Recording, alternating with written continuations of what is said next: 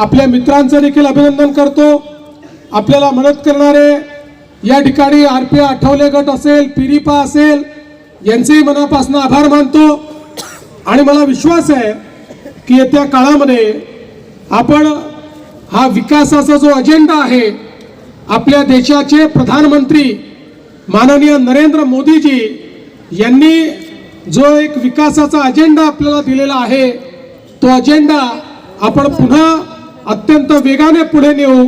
मी असं म्हणेन की आजचा विजय हा मोदीजींच्या विकासाच्या अजेंड्यावर महाराष्ट्रातल्या जनतेने दाखवलेला विश्वास आहे। आणि म्हणून महाराष्ट्राच्या तमाम जनतेचं मी मनापासून त्यांचे आभार मानतो। आपले अनेक नव्याने निवडून आलेले नगरसेवक या ठिकाणी आहेत, त्या सगळ्यांचं अतिशय मनापासून अभिनंदन करतो आणि एकच अपेक्षा व्यक्त करतो, महाराष्ट्रातले असतील, नागपुरातले असतील सर्व कार्यकर्ते, आपण विजयाचा आनंद मनवायचा आहे, पण विजयाच्या उन्मानात जायचं नाही आहे।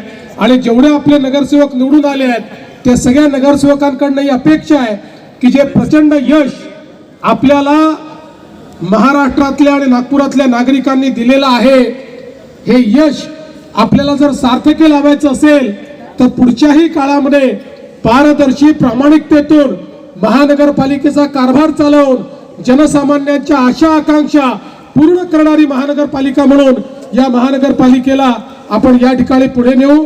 मी पुन्हा एकदा चेनुभाऊ, तुम्ही आले माझं लक्ष नव्हतं, चेनुभाऊ या ठिकाणी आहेत, प्रणयजी आहेत, सर्वच आपले नेते मंडळी आहेत, पुन्हा एकदा आपल्या सगळ्यांचं मनापासून अभिनंदन करतो आणि माझं बोलणं संपवतो। धन्यवाद। जय हिंद, जय भारत, जय महाराष्ट्र। आणि आता आपल्या सर्वांचे नेते ज्यांच्या नेतृत्वामध्ये आपण या ठिकाणी नागपूरचा महाविजय मिळवला, ते आदरणीय नितीनजी गडकरी यांना मी विनंती करतो की त्यांनी आपल्या सर्वांना शुभेच्छा द्याव्या।